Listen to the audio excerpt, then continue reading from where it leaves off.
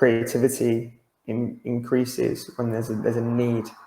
It's the same principle. There's a need to succeed, not a desire, not a want to succeed. I think that's why it's useful to put yourselves in the positions where, you can't fail. You just can't. Having a plan B or having a plan C, or, not having the need to win can often deter you from winning. I think, a lot of the times I've had startups where I've put my last pound in and I'm right, this has to work now. And I think that gives an extra, while it can add a lot of pressure, it also gives you the sometimes what the extra push that's needed to really make it work. All right, let's kick off. Loui, thank you so much for agreeing to do this again. I've seen many of your videos, many of your speeches. Very impressed. I must say that I think there's so much different areas to unpack. And even when I was thinking of today's conversation, I was like, should I go in this direction? Should I go in that direction? Because there's like always so much to your character. So yeah, I'm really looking forward to it. And I want to say a massive thank you, man. No, I appreciate it. Good to connect, good to chat always. Of course, and I know the bridging point was Colin Campbell as well, which is a great dude, and he's doing a lot of good stuff in this space too. I want to get into some of the kind of earlier days, especially because I think we all kind of see kind of Loui Blake now, who's successful entrepreneur. You very much have like your details ironed out. I kind of looked at from afar.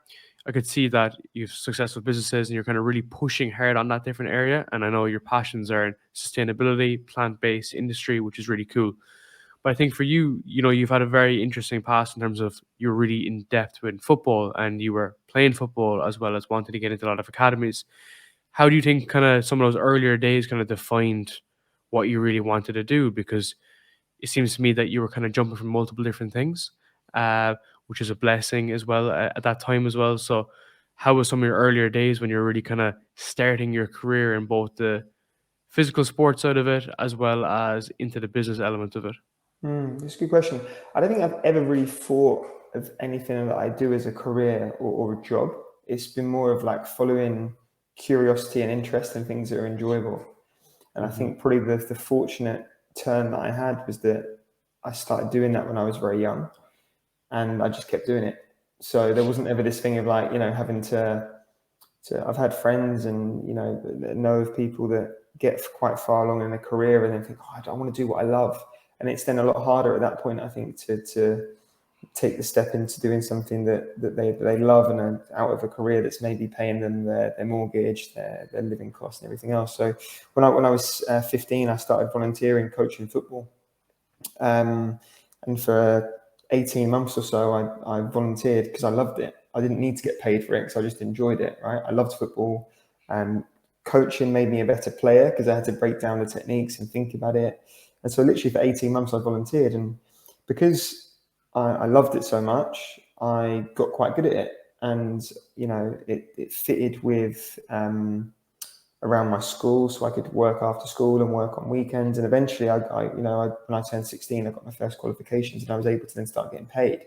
And, at that time, getting paid 15 or 20 pounds an hour for coaching football was a lot better than everyone that was getting paid £6 an hour working at Sainsbury's. And so I thought, well, I can also make money out of this. And it was quite a good lesson at that point. It's like, I can get paid for doing something that I enjoy and I love. Why would I then go and work in an office and do something that I don't love?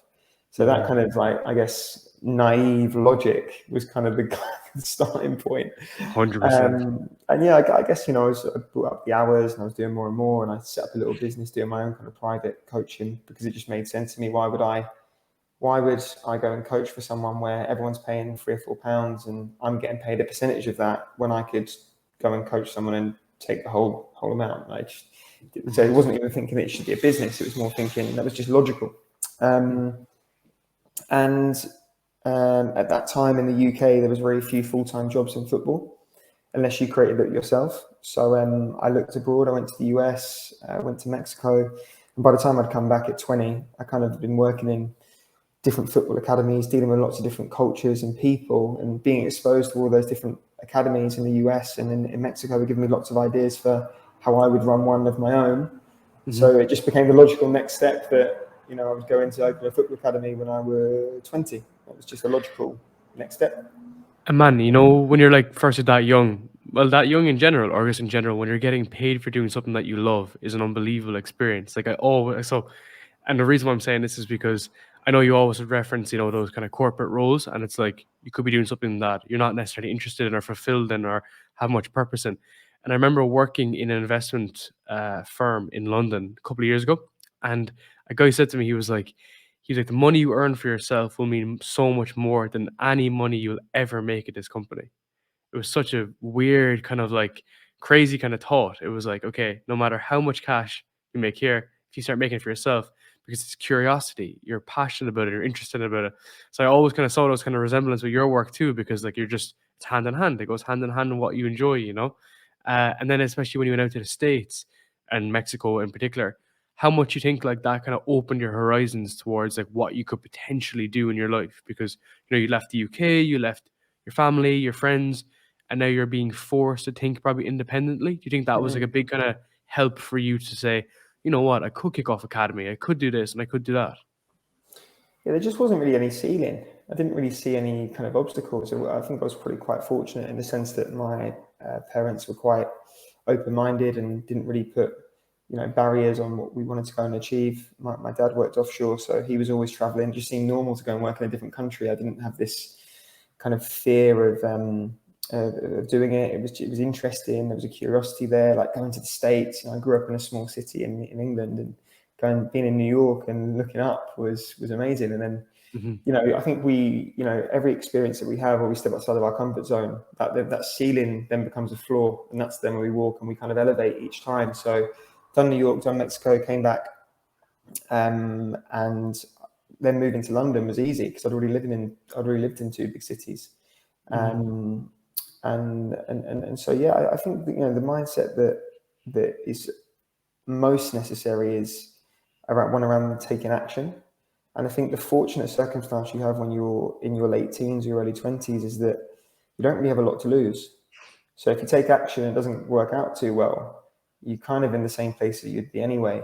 It doesn't really matter. So I didn't really see that there was a risk of failure there, because ultimately the situation wouldn't be any different. You're starting from the bottom. That's why sometimes losing everything and starting from zero is a bit of a blessing, because you're unhindered by the potential of losing what you already have and the potential for failure. So yeah, it was just an open-minded curiosity, a willingness to take action, a lack of fear around what could go wrong, and just a curiosity to go and see the world. But I think what those experiences did give me was a sense of responsibility for myself. A lot of people live at home till they're in their mid-20s. Given the housing prices now, it makes sense. But a lot of people don't learn to cook their own food and pay their own bills, and clean their clothes and get themselves around, etc. And when you learn all those things at a young age, it gives you a sense of independence and responsibility for your own life, which made a massive difference to me.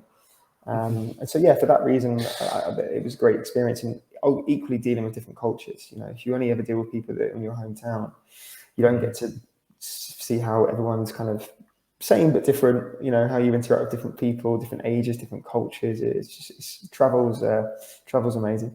Of course, and I think what I love with that as well is the fact that you didn't go to Mexico and hang around with loads of guys from England. You were probably learning about the Spanish. You were just kind of, in the kind of detail, and that's the best way you're going to learn. That's like what traveling is kind of about. It's not like going across the world to hang out with people that are from your neighborhood. And that's where you learn the most. What I thought is really kind of cool there is the fact that you kind of don't have that fear of failure. And again, I understand as you're younger, it's like picking up anything. You pick up a skateboard when you're younger, you can fall off it 100 times, you don't really care. And it's kind of, you had a unique perspective because you didn't really care about what other people kind of think about you. But you've kind of kept, well, you may have subconsciously without even necessarily knowing it. But as you got older, you haven't kind of veered towards the other aspect, which I think is really interesting. How have you kind of maintained that behavior? Because it's the risk of failure, of course, the fear of failure, and then factoring other people's opinions. So I think it's been a big driver for you to go and do multiple different businesses which we'll get into. But how do you think you've made that consistent effort consciously the entire time? I think you have to think about training your mind in the same way you think about training your body. So, hours in the gym and the right nutrition will create a healthy, strong body that Hmm. can withstand, I don't say attacks, but potential for attacks on the body. It's the same principle with the mind. So if you consume the right media, you train the mind in the right way, whatever that looks like for you, meditation, yoga, whatever, breath. If you have these tools that you can rely on, you go through this period of training the mind, so that when something bad happens, you've got all of these tools to pull from, and these perspectives that you've built over that time training the mind. So, I spend a lot of time reading. I spend a lot of time using meditation as a tool. And what helped alongside that was I was living in the flow of what I enjoyed. I didn't ever feel like I was doing something I really didn't want to do. And I think that you lose part of your soul going every day and putting energy into something that doesn't correlate with your beliefs or your values or your passions. So, I think probably the key principle has been that I've prioritized doing something that I love over making money. And anytime I've prioritized making money, it hasn't worked. And so knowing that, I'm like, okay, I need to, one, make sure I'm working on my mind as much as my body. And two, I need to make sure I'm doing things that I feel passionate about and that I feel connected to, because that gives a sense of fulfillment that money cannot give. It's not about the money you make, it's about how you make the money, right? Beyond a certain point, we all need a baseline, but I've had opportunity to make a lot of money doing other things that maybe I don't believe in, or I don't have, my values won't allow me to do. But the sense of fulfillment isn't the same as when you're doing it on your own terms. And I think that you don't give that power away to anyone when you're doing it on your own terms. And so that's just been something that's worked. And when something works, you keep it, right? And you add to it. So, you just double down on it, man. Because good point. I've heard you speak about like how you were following profit over purpose for like many years in the beginning, when you were kind of building like several different businesses. And it's very interesting because I suppose it's kind of the lad mentality to make like as much money as possible, to try get as much money as possible, and to flash it, and kind of show that kind of side of it. And I think we all kind of go through those different kind of approaches. We continuously try to make more money, and then I suppose we reach a certain point whereby you're like, fuck, well, I have this cash, and The action is the same. It's the intention behind it, right? So it's not that I'm adverse to making money. It's the mindset, the intention behind making money initially was, I want to make money so other people think this about me, right? And but then switching that with, I want to add as much value to people's lives as possible. And the way to do that is by making this business profitable, which means I can put more money into this. And although the action is the same, the intention behind it is completely different. And so making money becomes about opportunity to do more of the things that you love and that add value. And it becomes, you create from a place of abundance and love, as opposed from a place of fear. Because the first one is creating from a place of fear, in the sense that I do not have enough, I am not enough, therefore I need to make this money so that people think this and I can do this. Whereas creating from a place of love and abundance is, I want to make money so that I can give money away, so that I can put it into this, so that I can help more people and do more things. And I also believe that by making money, I'm doing the world a service, not just doing myself a service, which is where that passion purpose part comes in. And so, I think it's just intention. It's the same with most things. It's the intention, the reasoning behind it. And a lot of that just is an internal dialogue. And then the tools come into play, because they're what allow you to maintain the internal dialogue. We had this ongoing conversation going on with ourselves all the time. We almost like commentate on life. And it's about having a positive mindset, right? I'll give you an example of today, right? Like just one from today. So I went to the airport this morning. I was supposed to fly back to London. I'm in Lisbon at the moment. And left in plenty of time. I've got a load of stuff I need to do in London today. Got into the line, got to the front, despite being told by the airport that there was plenty of time and the flight was delayed. Me and about 20 other people were then not allowed on the flight when we got to the front. So, I'm with a few other people. We're going to the desk. They're all getting super aggressive. One girl's crying. It's this whole big drama. And my thing is, it isn't what happens to me. It's how I respond to what happens to me. So yes, I wanted to be in London today. That's now not going to happen. It doesn't matter how annoyed I get at the person on the desk who had nothing to do with the fact that I missed the flight. So I go up, I'm super smiley. How's your day going? No. Okay, what's it going to cost me? It's €100 to change the ticket. Is it going to change my life? No. And I accept that for some people, 100 euros paying extra would change their life, but I've got to pay it anyway, right? So I'm abundant. I make 100 euros back in another way, another day, no worries. I'm like, okay, well, wow. So I'm in this position anyway. The next flight's not till 9 o'clock. What can I do? I can go out and hang out with my friend more. I can work from Lisbon instead. I can do this podcast from here instead. I can go and discover a couple of new restaurants that I can maybe get some ideas from. This thing that's happened is for me, not to me. I'll go back tonight. Has it cost me 100 euros? No worries. I had a great day. You know, and I try to have this conversation with one of the girls that was upset. So, you know, what are you going to do? She's going to sit in the airport. What, for 10 hours? There's an amazing city out there that you could go and explore. Leave your bag here, go and explore, you know, make the most of it. You're in this amazing country that's cheap. You know, a day of eating out in London and taking coffees from cafes while I work is probably going to cost me the same as what that 100 euros difference was. But I think it's all about that internal dialogue allows you to have a different experience based on how you feel about what happens. So it's managing, it's having that dialogue that can manage those experiences when they come up. You know, when you're hit with some seemingly bad news, how you then process that and what narrative you put around it for yourself to respond in a way that's positive or negative, that's abundant or that's from lack, that's from love or from fear, you know? And man, when did you like start changing that kind of perspective? Because I suppose for a lot of people, they'd read that, you know, they read in a book and they're like, okay, this is what I should implement. And then something big happens and then they go back to the original thought and they feel, Yeah. you know, the world's against me. It's everyone else's fault but me. And I suppose you do try to apply the principles, but in retrospect to how intense the situation is, then people will obviously react negatively. So that's what I often find with this stuff, you know. So was it just slowly over time, like different business situations where things like fucked and flopped and whatnot, and then over time, then you start to become a little bit more in tune with these emotions, really, because that's what it is. I think it's responding in the wrong way enough times and seeing that the outcome was always bad. Thinking, well, Yeah, how else could I respond, right? yeah. It wasn't that I've always thought that way. It was probably responding in a bad way a lot of times. And then, you know, you've ever had when something happens and you think it's the worst thing in the world, and then a year later, maybe you realize that it was the best thing that could have happened. Of course. Right. Or So when you're worrying about things, you know, when you're constantly thinking of this is going to be the worst thing that's going to happen, we're not going to become profitable, I'm not going to get the job opportunity, or even things very simply in terms of dating. It's very interesting is that people are like, oh, this person would never respond to me, I'd never be able to message them or whatever. And usually the worst case scenario doesn't really come to tuition, or if it does, it doesn't affect you negatively as much as you thought. And that concept is like it's like anticipated loss aversion. This woman was on a podcast last week, Dr. Grace Lorden, and she was explaining this concept that the fear we have of losing in an event. So let's say if you started a business, you lost your 10K investment.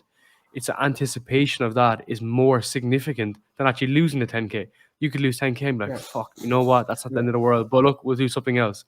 She like this was behavioral science from London School of Economics. And she said that at the end of the day, no one even feels these pains as badly when it does actually hit. I think also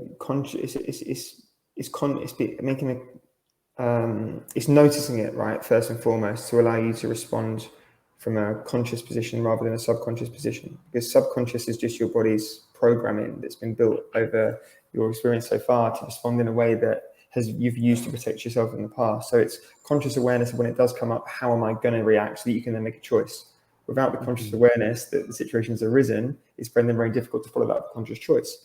So start by noticing it and noticing it with the small things, like you spill some of your coffee. You know, these small things. If you can then get very good and very disciplined with the small things, it makes it easy to get disciplined with the seemingly bigger things. But I also think when you can, one of the things that I do when I've got big decisions to make, or there's kind of bigger things which are troubling, I'm like, what is the worst thing that can happen? Sometimes you can write it out. I could lose everything. I could have to live on my friend's sofa for 4 weeks. Blah, blah, blah. Well, I've done that already. Yeah. Cool. Right? I can do that again. Right? That's fine. Like, you know, and then if you can then train yourself to think, wow, what could I do if I got to start from zero and had all this time and this network and everything?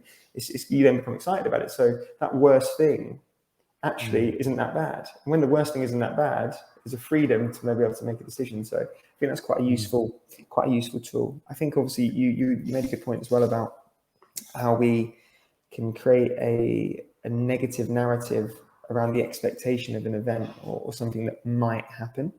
I think, you know, first and foremost is to understand where that comes from. And essentially we've been wired for pessimism because it's how we survived. You know, if you were on the savannah and you walked around a corner without being pessimistic and taking a look first, there might be a lion come eat you, you're dead, right? So a survival tactic is for us to be pessimistic about interactions with other people, be pessimistic about trying things and to protect ourselves, to survive. You know, our hardware hasn't updated for the world that we currently live in. So we have to consciously work to override that pessimism a lot of the time. And it's difficult. It's super difficult. 100%, man. And what's interesting here as well is the fact that, you know, we have that primal kind of nature beliefs whereby we will react and we'll try to defend ourselves.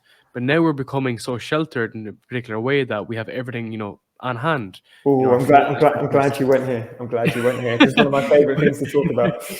But basically, like the fact that I feel like that everything is kind of handed to us to a degree, you know, and even you could go through the very traditional path. You can slog through GCSEs, get into university, do a random degree, and get into a graduate program, and you can stay in that company. I don't give a shit what anyone says for 25 years, and you'll slowly truck along, and you'll be above. You know, you'll have a really good life essentially. So because of that, when things happen or there's a small bit of risk involved, um it feels like going against the norm. It feels like doing something that's completely out of the world, and as a result, we don't want to put ourselves through the challenges. And this is why I'm always pressing myself so hard on the business aspect. Where I said to you earlier, I was like, I want to do this, I want to do that, I want to do this. But then from a physical aspect, I'm always pushing my body further, and even my partner is always like, you know, like, why are you always like training? Why are you always dieting? And I feel like that I just would like that push. I don't necessarily like the idea of just waking up, going on my laptop, coming home, closing the laptop, watching fucking EastEnders, and moving on my life, you know? I think one of the best feelings in life is when you undertake a challenge that scares you and you find yourself meeting that challenge despite your fear. So Mm. it's how can we replicate that on a daily basis so that we can have that daily win, those daily wins, right? And a few ways that I do it is like the cold, for example. Nobody I don't care what anyone says, nobody likes getting in a 3 or 4 degree plunge. Nobody likes it. You like how you feel afterwards, but it's challenging. It's challenging for me now in the same way it was challenging for me when I started doing it. I don't particularly like sitting in a sauna after about 10 minutes because it's too hot and it's uncomfortable. But when I do those things the first thing in the day, there's a sense of achievement that I have for having done them. And I'm reinvesting in my body and my wellness, and that feels great. So I think this is choosing uncomfortable situations so that when uncomfortable situations find you, you find them prepared mentally, physically, etc. And I think that's what makes us human. It's like this willingness to meet challenge head on and step outside of our comfort zone. That's where our growth comes from, by meeting these challenges. And you know, I've done similar things over the last couple of years. And I'd never ran a marathon. I did a marathon off the cuff. I thought, okay, can I run 50K? We then ran 100K with no training. You know, we had a stupid idea to do 1,000 burpees in one go, which if anyone's listening and thinks they want to do it, do not. It was horrific and it definitely wasn't worth it. But from a challenge perspective, there was a sense of achievement that came out of it that was amazing, you know. And on a smaller level, it's finding these little wins in the day. But I think to your point, convenience culture has created people that are not ready to meet challenges, and it means that when challenges come up, they're unprepared. So I think you have to almost like create your own means, challenging yourself within your day to day, your week to week, your month to month, whatever that looks like. Man, how do you feel about, you know, learning something from like challenge A? So you said the marathon or doing a 50K or doing 1,000 burpees, and how that may benefit you for challenge B, which is completely mutually exclusive. So I give an example, like let's say you're a marathon, and then let's say you're starting a new business in a new fucking field. It could be like a new agri tech that's in like some sort of like sustainable business that you've no idea about. But then there's so much ramp up and research. Do you ever kind of lean on that experience or working? And I I think think that that one benefits the other. I think they work hand in hand. I think it's like I use it like I love boxing. I've been boxing for many years. It's my favorite sport to compete in and to do. being in a heavy sparring session with someone that's better than you is a lot like running a startup business. You're getting hit from all angles constantly. You can't breathe. It's hurting. It's just you. You feel like everyone's watching you. And there's a lot of comparables. But if you can breathe, you can do the necessary small things that you know you need to do to survive, and you can come out and still attack. You show up. You do well. And it's the same principle. The 100K. At 60K, I was ready to quit. So my legs hurt, my body ached all over, my knee was swollen twice the size, and I'm looking at it thinking I've still got 40K left. And we had this word amongst us that we used, it was uncommon. And our aspiration was to be uncommon. A common person would have quit at 60K. A common person wouldn't have been there. But that's not us, that's not who we're trying to be. And I had to have this inner narrative, and I kept using this word like uncommon, uncommon, uncommon. I want things that aren't common, and therefore to be able to be the person that's deserving of those things, I have to keep doing things that are uncommon. So that means that when 60K kicks in and I'm hurting all over and I don't want to keep going, I keep going for 100. And that mindset can be applied to any other area of life. That when things get hard, I'm like, wow, I kept telling myself, I'm going to get so much out of this. I was like laughing to myself, like, this is going to make my mindset bulletproof going through this. Because I was hallucinating at one point. I was hallucinating. I was physically probably the worst shape I've ever been in physically at that point. But there's lots of lessons. I think that's why you see often a lot of likeness between professional sports people, entrepreneurs, business leaders. There's a lot of comparables. There's an interesting statistic around the average annual income of Ironman triathlon competitors. And it's not because it's necessarily a sport where you need a lot of money to compete. It's more the mindset that's needed to be able to run, swim, and bike those distances would naturally carry over to other areas of life. And see the average salary is a couple of $100,000 a year in the US for Ironman competitors, is because the mindset needed is a high performance mindset that would naturally cross over into other areas of the life.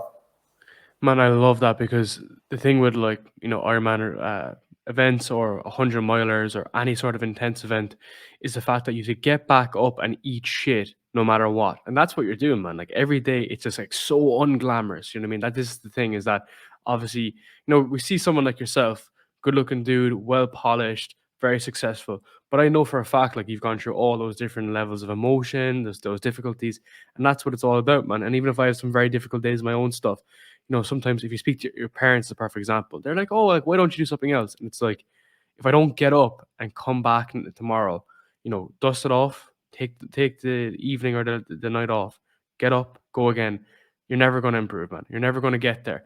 And I often find as well that it's those moments in my head, like to your point, the 60K mark. It's when I'm at the fuck this approach is exactly when I have to keep on going. And that's a tough time to be at, because sometimes people will say, "Oh, you should cut your losses here. This is when you should stop, whatever." And maybe they could be right at something things, but certain things you want to keep on going and keep pushing through. And the physical aspect of it is a great example. But in a business context, it can become a little bit more obscure and difficult to define.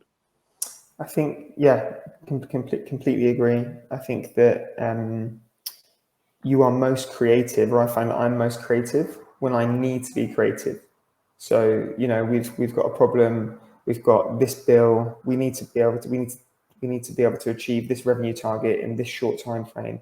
We need to go and get this customer. How are we going to do it? And when there's a lot riding on it, you find that you're able to rise to the occasion, right? So, Yeah. I think that's why I love being in startups that are bootstrapped, that don't raise a ton of money at the start and early on, because that scrappiness and that creativity, if you can foster a mindset in the people that work there that around creativity, around being scrappy, around hustle, that pays dividends further down the line than a team that used to being so well funded they can afford to throw loads of shit at the wall and hope some of it sticks.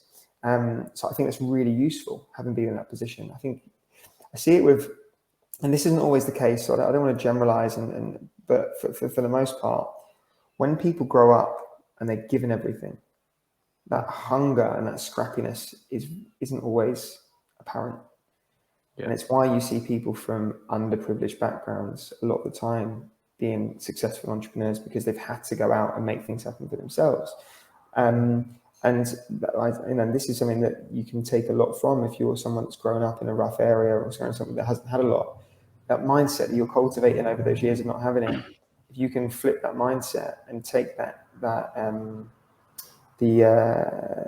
hunger with you, it can work out really well for you in the long run, and that can be a competitive advantage over people that have perhaps had a more privileged upbringing, should we say? Man, I literally couldn't agree with you more. I have two perfect examples because we have a lot of similarities with sports. So I ran a lot of competitive sprinting when I was younger, up to the age of 17, 18, before I blew up my knee. I used to always say that the people who were the underdogs, people that you would never even seen, from the younger ages, as they're getting older, they were the one that were like hungrier, and they were the one that were way more like not necessarily ambitious, but they were doing all things right. They were ticking the boxes. They were training every single day. They were doing their off season.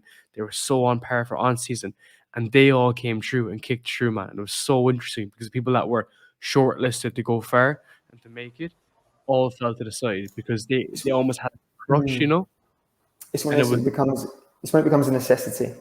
You think yes. about what our point we just touched on around creativity increases when there's a need. It's the same Mm. principle. There's a need to succeed, not a desire, not a want to succeed. I think that's why it's useful to put yourselves in positions where you can't fail. You just can't. Having a plan B or having a plan C, or not having the need to win can often deter you from winning. I think a lot of the times I've had startups where I've put my last pound in, and I'm right. This has to work now, and I think Mhm. that gives an extra. While it can add a lot of pressure, it also gives you the sometimes what the extra push that's needed to really make it work. And I think I have to be completely honest here. This is kind of what I want to go to next, and I do have to say that with all honesty is the fact that I feel like that I have a straight job. I'm working in Revolut. It's a great role. I'm learning a lot about product. Straight up startup building, like that tech startup building. But I don't obviously have that pressure of having to do it completely on my own. But that's kind of where I'd like to go to next. Is that strip the fucking sheets from under you. It's just you, and you have to just go balls deep. So even the stuff that I've been doing on my side, which I really do enjoy, I feel like that it's the wanted to work versus needed to work. Um, and the only thing that would you signal something very interesting a minute ago as well is the bootstrap approach. When it's a tech startup, um, you kind of do need that technical background, and I do have not that much of it, very much on the business side of it. So if I had a CTO, for example, and then we're kind of building something together, but I suppose, and I'm always thinking about it, man. And I kind of feel like I need that pressure that you said for me to really, not necessarily make it work, but to just zero my focus. Just do the ultra marathon approach. There's only one thing, and you're just fucking banging it out until it works. I think it's a case of knowing yourself as well, right? So I think there's been this image built around entrepreneurship that wasn't the case when I was 16, 17. I didn't know what the word was, right? And it's like jets and cars and watches and money and this stuff. And it's so far from the reality for most entrepreneurs. I think that it's not for everyone. And I think the danger in, I don't think there's any danger in it. I think that, it's a great experience, and it's probably an exercise to know yourself and know it's not for you. But I think that there's more than one way of going about it. For me, I find it impossible to have a job. I just can't do it. Just can't do it. Sometimes I wish I could. Sometimes I wish I could finish at 5 o'clock, go home, switch off, not have to think about work, have more free time, be able to, be able to have a solid relationship. That was one of the things I've struggled with how I work. I can't do that. Having more family time, all these other things. It's not that one's better than the other. It's just knowing what works for you. And we're all so different that for a lot of people, that having that stable job where you can have your work life contained within certain parameters and have those barriers is a fantastic thing for that personality type. For me, it's not, but I think you have to kind of know yourself first to understand what is for you, and the way you get to know yourself is by trying different things. And I believe you can grow a business, while you're working a full-time job. Maybe it just won't grow as fast. Maybe you won't get the same experience as a founder in that way. You can definitely grow a business and be successful receiving cash day one. Oftentimes that's more experienced founders who don't necessarily need to go through those lessons that they would have be through going bootstrap. So it's not to say that one way is completely right or that it's the same process for everyone. But I do think knowing yourself and knowing where you're at, what stage you're at, is a really important factor in deciding which route is the best one to take. And that's always so difficult because for younger people or for anyone, it's very difficult to know, what's the step you're going to take that's going to have so much dramatic impacts. Like, for instance, if you started a tech startup or whatever, it's very much a long-term play. Like, you're not going to be doing it for a fucking half a year or 1 year, So I think that's what paralyzes people and puts them It in a depends. position whereby... Depends. Okay, go ahead. Depends. Go Okay, on. I've had businesses that have lasted 18 months. Oh, you sold them. No, they've not worked. It's a reality, right? Like, Yeah. I've probably had 5 or 6 that I've invested time, energy, money into that just haven't worked. But I learned more from them than I've learned from the ones that did. So it's not a waste of time. How do you learn from them though? Because I always hear this and it's very interesting to understand how people learn. Do you like retrospectively like get a fucking spreadsheet, get a piece of paper, or do you just inherently be like, okay, well, this was gone wrong or whatever? You learn in How the do you take process of those it. actions? Well, I think you have to almost run like you have to analyze why it went wrong, right? And every time a business has gone wrong, it's been my fault. Everything is my fault. Like that's the starting point. Unless you've got the mindset where you take responsibility for everything, you're not going to learn from it. So that's the first point, right? Everything that's ever happened in a business is my fault because I was in charge. Even if it wasn't me that directly did it, I allowed for it to happen because I was the person in charge. Some way back down the line, I made a decision that led to that happening. So it's first and foremost full responsibility, full accountability. Then you start to kind of dissect it. Like, well, this one failed because we didn't have enough cash flow. If we'd have, and then we weren't able to go out and raise money at a certain time because we hadn't done X, Y, and Z. Cool. Lesson learned. Cash is king. Need to have adequate cash flow. Need to make sure what could we have done differently. Well, I should have maybe done a feasibility based on these scenarios. I should have had some funding in place, maybe a little bit, whatever it might be, right? And so it's been different reasons a lot of the time. A few lessons have repeated, which I hope I've learned now. But I'm still learning now.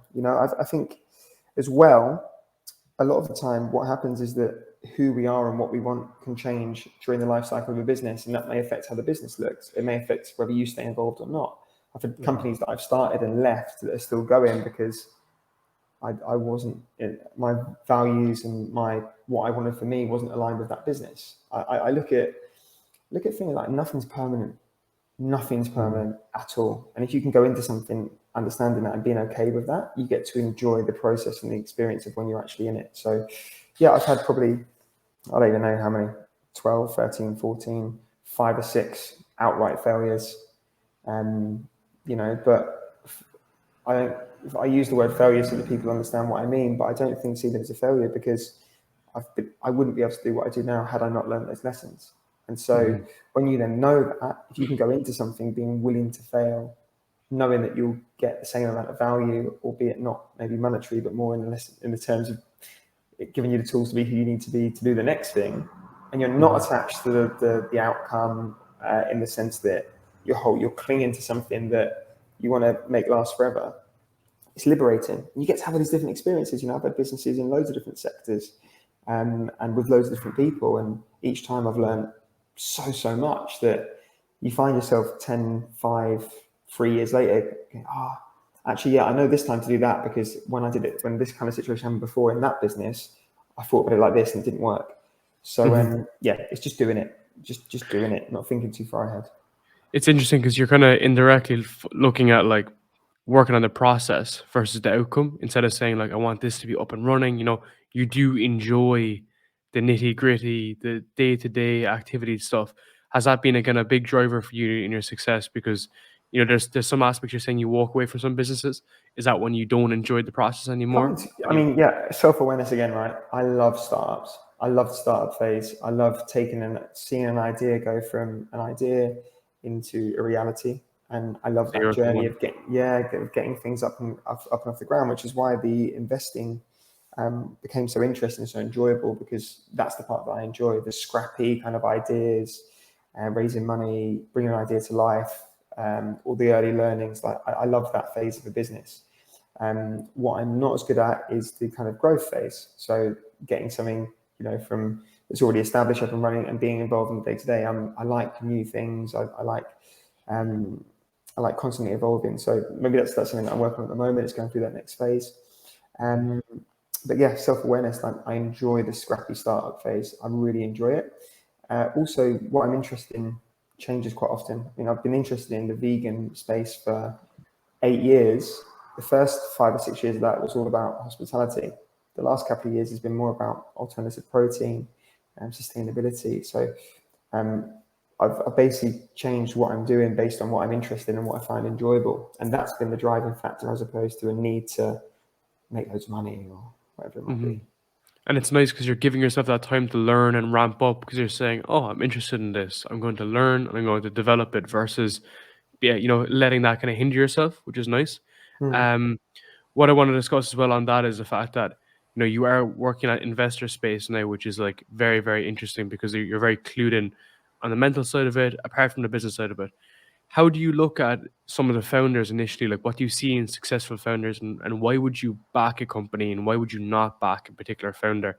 And sorry, another part of this question is that is the team and the founder almost more important than the product at some point? Because there's such a big uh, part that they're going to play in it. So again, exactly the same as when I started a business. I did not have a clue what I was doing. Not a clue. Not a clue. Did not have, and I wouldn't say that I'm even at this point, 4 years in, incredibly. There's people that know a lot more than me that have studied this stuff at school or whatever. But what I took into it was an open mind, a willingness to learn, and a willingness to fail. Right. So I've got a few things wrong, but essentially I just applied logic to it. I was like, okay, what have I learned as an entrepreneur that's been valuable to me, and what can I see in these businesses? Who else is backing it? Like, what credentials do they have? Have they had any, have they had any success previously? But getting more clear up on the financial side of things, looking at the financial model. Is it scalable? How does this align with where I see the world going? Is it still going to be relevant in 5, 10, 15 years time? And within that, in that process, starting to form my own values that determine which companies I'll invest in and which companies I won't, as well as kind of an investment thesis around how I spread my investments. So at the start, there wasn't a lot of thought really. I mean, to give you kind of the story, the first kind of couple of people that came to me, I've been doing public speaking and talking about my experience, and then other entrepreneurs that maybe were then starting out would come to me and say, "I've got this idea, I've got it to this point. Would you like to invest?" And I'd never even thought about investing before that point. The first few investments I made were like 5, 10K, like it was relatively small amounts of money into very early stage companies. And then saying to them, well, what do you want from, how can I help? Tell me, what do you need? Do you want a call every month? Do you want me to come and do your internal calls once every 2 weeks? Do you want to do an offsite every few months? Like, how can you get the best out of me? And each time that's been a little bit different. And each time I've kind of refined my kind of values and thesis around the decisions that I make. And at this point, it's I've started a couple of SPVs, special purpose vehicles, which are non-regulated funds, essentially just companies where if an opportunity's come up that's a little bit bigger and I don't necessarily have all of the capital myself, I can pull a group of people together and we can invest as a collective, and then I manage that investment on our behalf. But I've learned about that through the process, right? It's one of the things I've learned. Oh, you can structure it like that and do it that way. Okay, now I know that, now I do it. So same principle as kind of the businesses. It's just been following the curiosity, not being afraid to look stupid, asking questions, doing my own research, developing my own thesis, my own values. To answer your question around founders, yeah, I learned very quickly that it's more about the people behind the idea than the idea itself. Great people will adapt a bad idea.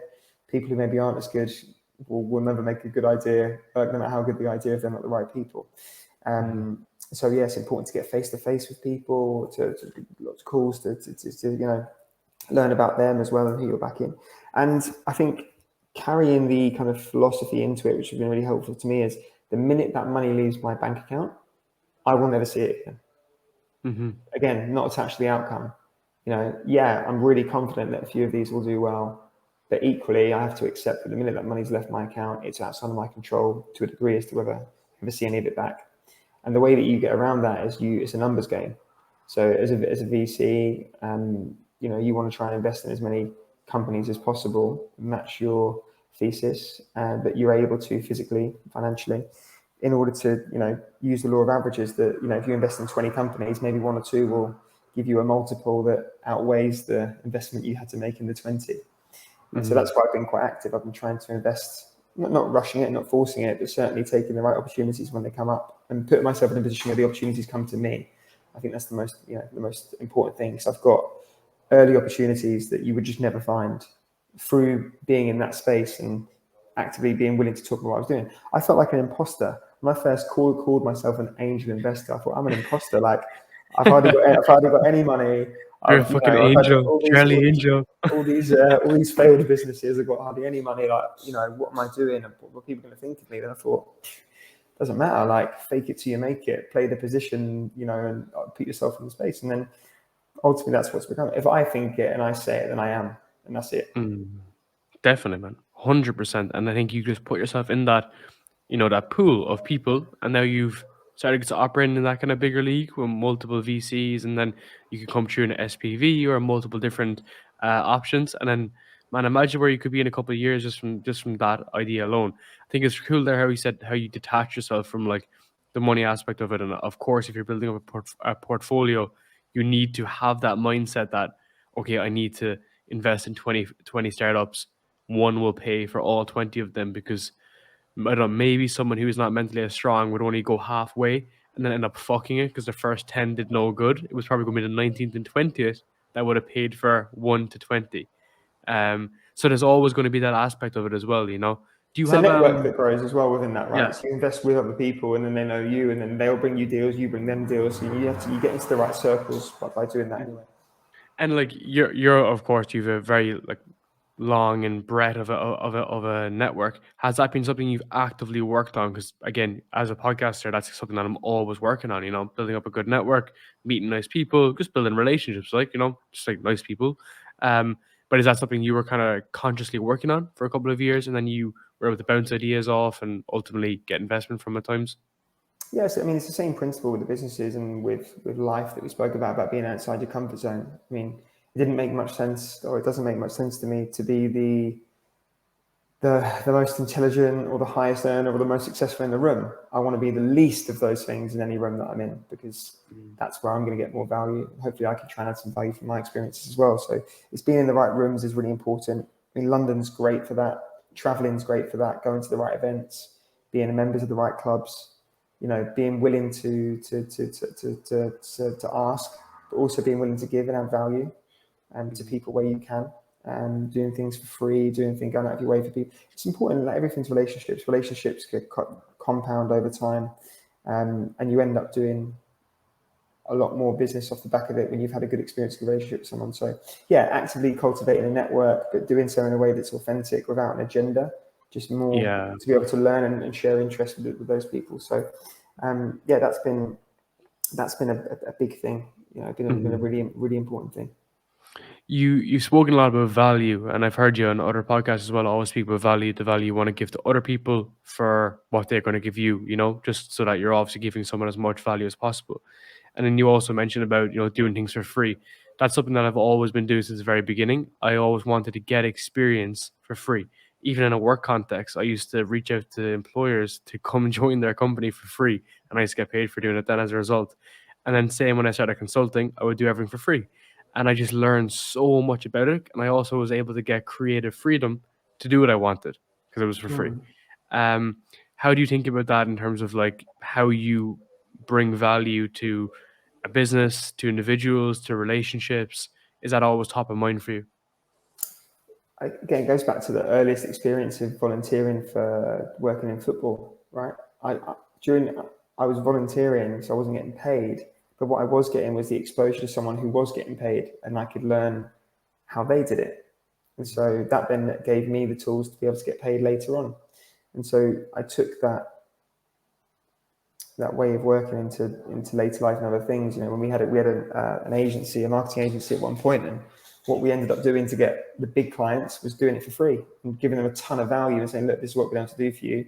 Now do you want to engage us on an ongoing basis? Be so good they can't say no. But they never would have saw how good we were if we weren't able to de-risk it for them and make it impossible for them to say no to work with us. So yeah, I think it's incredibly important. I think if you can get thinking about the kind of value that you can add, it's like, I think this is so interesting when people like, especially like entrepreneurs that you want to emulate, and that, you know, think about how you can add value to them. That what a lot of entrepreneurs are very time poor. Can you do basic tasks for them for free in exchange having access to them to see how they work, right? There's all these little hacks and tricks that you can do. If you say, well, I'm not working for free, it's like, well, if you really care and you really want it, you will do it. And even free is underpriced, right? In the sense that you're getting like if you're doing 10 free hours a week admin for a really successful entrepreneur, but in exchange you get to spend 10 hours or 5 hours with that person or that close access to that person, you know, that's cheap. That's a really good deal for you. But I think, you know, see it with younger people at the moment, there's a lack of patience. There's a lack of willingness to do the kind of the not pretty stuff. We want, like, you know, we want Gucci at 20 and a fast car and everything else, all the trappings without doing the actual stuff that, you know, can give you that. So yeah, for me, working for free was one of the best things I've ever done. Mm-hmm. Man, it's such an interesting thought, because I don't know if you're ever familiar with Mark Pollock. He very famous Irish explorer. He went blind at the age of 21. He was like an Olympic athlete, and he spent like 10 years blind training to walk to the Antarctica. So in the North Pole, he spent 10 years training it. And I was asking him, he was on my podcast. I was like, "What made you constantly want to keep coming back?" And he was like, "It was very simple. I focused longer on my 10-year plan and I focused less on my 6-month plan." It was like, everyone is trying to get things done like this, super, super quickly. They want it now. But if you take the pressure off and just eliminate all that kind of pressure and the mental energy put onto it and extend it over a longer period, you know, do work for free in the beginning, do the basic stuff, hang around entrepreneurs for free. That's better than fucking paying them as well, bear in mind. But that's unbelievable. You're going to get all that experience, and then it contributes towards that longer term view, you know. So someone could look at it, even my podcast, whatever, a year and a half into it, and they're like, "Oh, you know, he's not as big as this guy, whatever." Doesn't matter. You just play the compound game, let things compound over time, and take that kind of pressure off yourself. Now, again, I suppose it becomes a bit different if you are like under cash flow issues or whatnot. But I suppose it's still a factor in play that just work harder on the long run, and things will come back and pay dividends. 100%. Tough, Yeah. man. Yeah. No, I agree. I think for me, I struggle with long-term plans.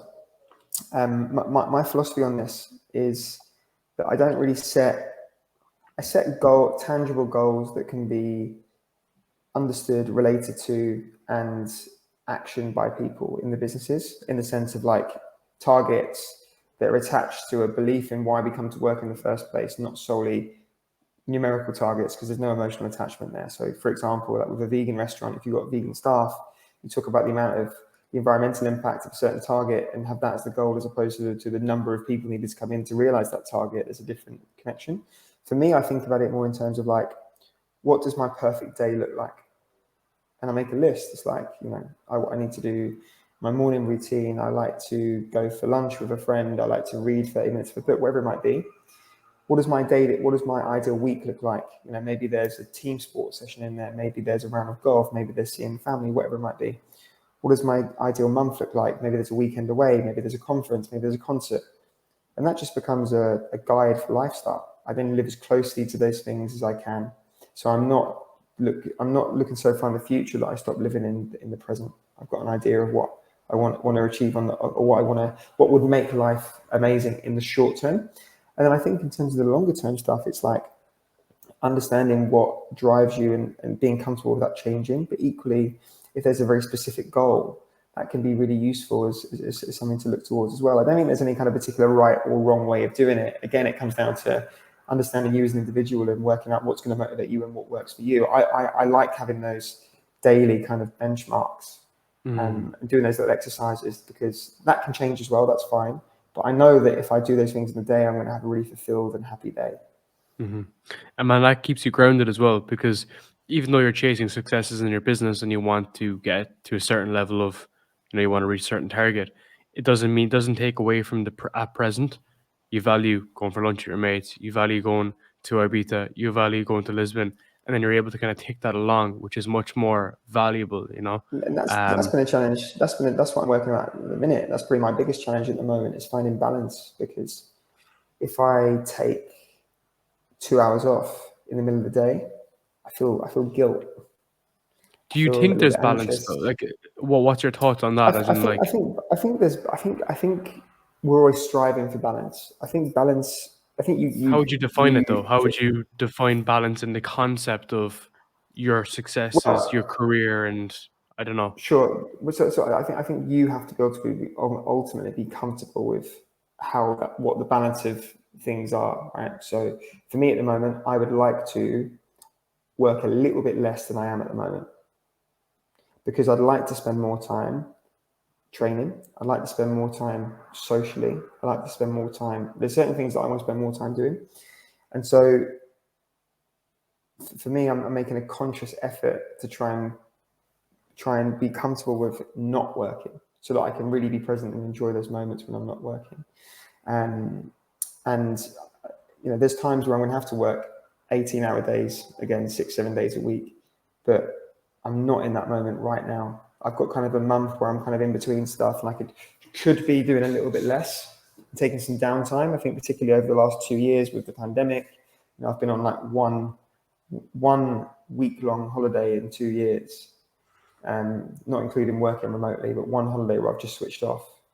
And when I did that, I was like, wow, I've come back so refreshed, feeling so good. So it reminded me and showed me the need to have little breaks, be more kind of aware of the time and the balance of time that I have for certain activities. And equally, sometimes I'm working just for the sake of working, and recognizing when that's the case as well. I'm doing Same. things that I could probably be given to someone else to do, but I'm doing it because I've told myself that I have to do it, right? So Yeah. that's something that I'm dealing with at the minute. But again, it's an interesting challenge, and I think it's always interesting to look at your own behaviours and try and unplug them and try and unravel where they come from, and why you're doing what you're doing. Hmm. It's interesting because like the concept of balance is like it's obviously a relative towards the individual. Like balance for someone could be, a nice healthy relationship. I know you said you struggled with that in the past. A balance for someone else could be training consistently and they're not necessarily doing it.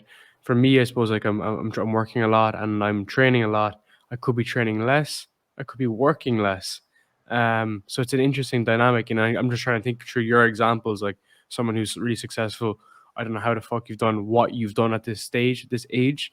So like maybe if you were a little bit more balanced, you wouldn't have reached those heights. And is that a good thing? Like no one knows, it's arbitrary. It's perspective. Like what's to you is completely different to someone else. I think balance, yeah, to your point, balance is individual. It's and it can change with time. Ultimately, I think a lot of it's down to a conscious choice behind it. Like if I'm saying, right, I want to work around 6-7 hours a day, that's how I get the most out of it. And I end up working 8 hours a day, that's then not balanced, because it's not been aligned with what I want for myself, right? And there's something that's had to there's a compromise somewhere. I'm not doing something that I wanted to do because I've had those extra hours there. So I think it's just being aware. I think again, there's cycles, there's times and means. And I've had times where I've gone a year working silly hours, multiple days a week, and I wouldn't change any of that. It's just being more conscious with where I'm at in life now. And probably the value that I can add to something now is, when you're young and you're starting, you add value by giving a lot of time and learning things, etc. As you get a bit older, you've had more experience and you've got more of a network and more of whatever, you can leverage other things to be able to receive value back. The value that I give through network, through investment, through ideas, etc., is not directly correlated with time always. And so I can work less but offer a hell of a lot more value than I could maybe 10 years ago. It's not to say that I'm working, I'm probably working less hard but giving more, but I'm not in a position to be able to do that had I not done the hard work in the first place. So it's Oh, yeah, just the words. it's interesting.